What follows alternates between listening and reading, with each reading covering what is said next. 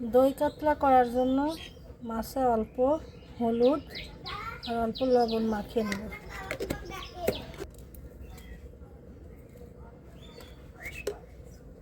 দই কাতলা দেওয়ার জন্য আদা রসুন আর পরিমাণ মতো জিরে বেটে নেব।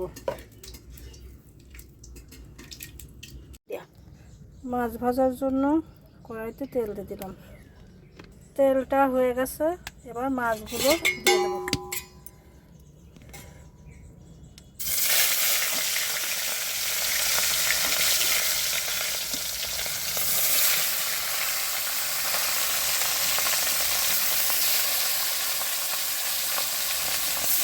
মাছগুলো ভেজে নিয়ে তুলে নেব। মাছ ভাজা হয়ে যাচ্ছে, এবার তুলে নেব।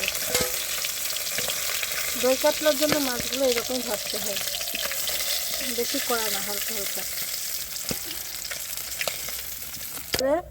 জিরে দিয়ে দিলাম। জিরেটা হয়ে গেছে, এবার পেঁয়াজ কুচি দিয়ে দেবো। পেঁয়াজটা বাদামি হলে মশলা দেবো। টক দইটা ভালো করে ফেটে নিয়ে আসছি, এর ভিতরে হলুদ দিয়ে দিব আর লবণ দিয়ে দেব, দিয়ে ভালো করে ফেটে নেব। হলুদটা অল্প দিলাম।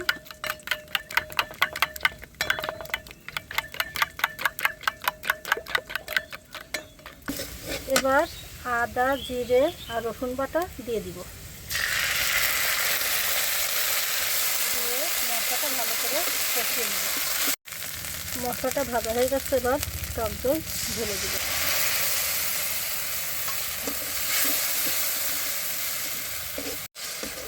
দুটো কাঁচামরিচ দিয়ে দিয়েছি আর পরিমাণ মতো অল্প করে শুকনো মরিচের গুঁড়ো দিচ্ছি। এবার জল দিয়ে দেবো ঝোলের।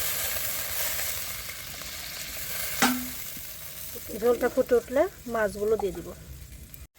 ঝোলটা ফুটে উঠেছে, এবার মাছগুলো দিয়ে দেবো।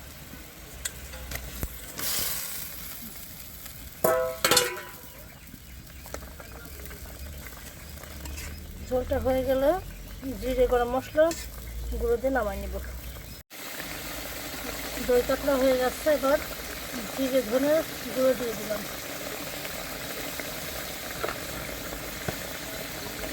দিয়ে নামিয়ে নিলাম।